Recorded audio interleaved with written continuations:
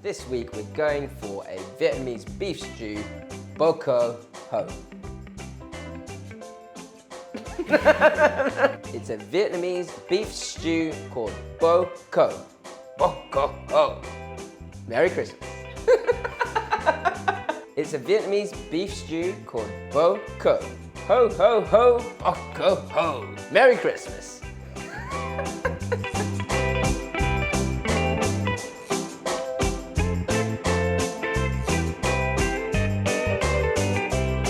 So we're going to start with a paste using some Thai shallots. They've been soaking in hot water just for sort of 10 minutes or so. And that just makes it a lot easier to peel. So once you cut them in half, it's nice and easy.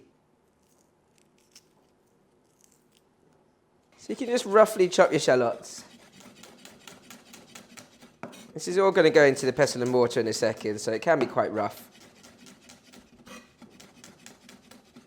If you're anything like my family, even on Christmas Day when you've had a massive meal, all you want to do is watch people cook food, then thanks for watching today. It's roughly chopped and then straight into your pestle and mortar. Joining those shallots, we've got a bit of garlic. This is a fair bit of garlic. This is really the base flavour for the whole dish. Again, roughly chopped.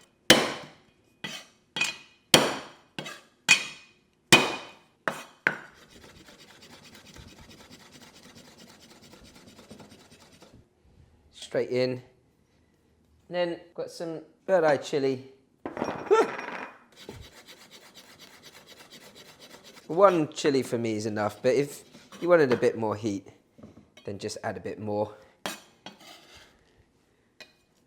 Lemongrass, give them a good bash first. Perhaps warn your neighbours beforehand. Lemongrass can be quite woody, so you do want to bash it well before slicing into it.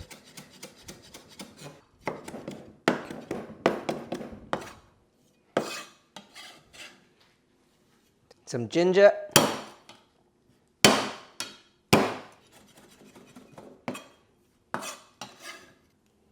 So really nice, fragrant paste. So much great citrusy flavour from the lemongrass. Okay, so the first thing I'm going to do is just get this paste cooking and bring out all that fragrant flavour, that proper sort of bashing of the paste into that nice, smooth finish. Just bring out all the oils and the flavour from those spices. A little bit of oil. Enough to actually fry the paste well. Then you just want it on a medium heat to start.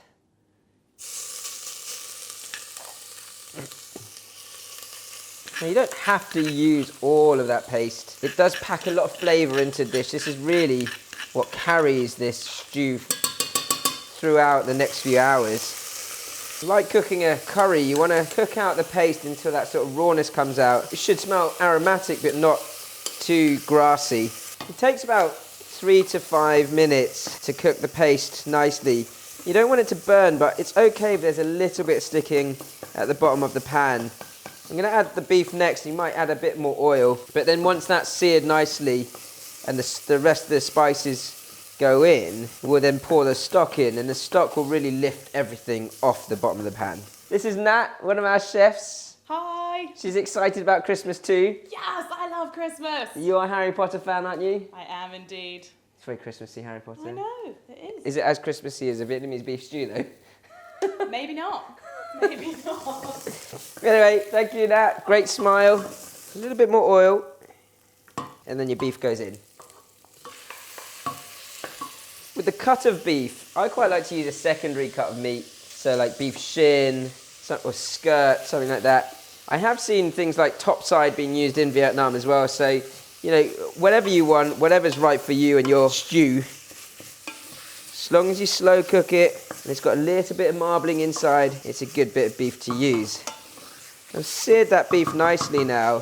So next is your spices. So there's a bit of Chinese influence in Vietnam. And this is the 5 spice, that's where that comes from. So 5 spice in there. Some cinnamon and star anise for added punchy flavour. Mix that through nicely. And the sweetness and the sort of spiciness or the heat from the cinnamon and star anise will work really well with that paste. You do want to cook that off like I am though, because you want to again bring out as much flavour from those whole spices and the 5 spices as possible. So I've just got that onto a low heat for now, just whilst I'm cutting my tomatoes. We can bring it up to heat again when I'm ready. The tomatoes will start to sort of form the base liquid of the stew. They can be quite chunky cuts because they're going to really sweat down. You can go straight in. So I pop that right up to a high heat now. And that's to create enough steam for the tomato juice to start sort of just coming out and creating its own stewing liquid. Cover that with a lid. Medium to high heat should do it. Give it a couple of minutes and then I'm going to add my stock. Last couple of bits of veg, my carrots and potato. Now, just rough chunks of carrot should do. And if you had any leftovers from your Christmas dinner, you could use your carrot and your roast potatoes for this type of dish as well and just put them in a little bit later into the stew. You know I don't like to waste any leftovers. I've got a couple of massive potatoes here, so I'm just going to use one of these. With the potato, you kind of want it to be a similar sized chunk to your carrot.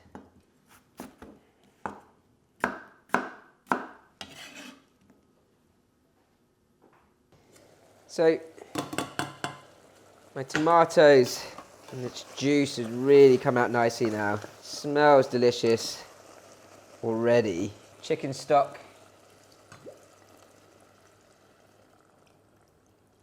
Bring that to a boil. So the last thing you want to do before we just let that cook for a nice long time is just season it up. So I've got some fish sauce here. A little bit of salt and sugar. Go easy on the salt for now. You can always re-season again later. Sugar. 2 or 3 pinches of sugar. Give that a stir. And then we're going to let that simmer for about an hour and a half minimum, if not 2 hours if you can push it further, before I add the carrots and potatoes. And the carrots and potatoes later on will just help to thicken up that stew sauce. So after about an hour and a half or so, you can add your carrot and your potato. You want to cook that for at least another 30 minutes. So the starch from the potatoes will come out and just start to thicken that stew up. So this has been going for a good 2 hours or so. The longer this goes, the better really. So if you had sort of 5-6 hours, just keep stewing it away. That is super soft, melt in the mouth. And the potato just really works with it as well. The sauce is delicious. You get this really nice sort of lingering heat from the chili. Very, very natural dish. Barely any seasoning in it at all, because that's kind of cooked through over that time. I love slow cooking.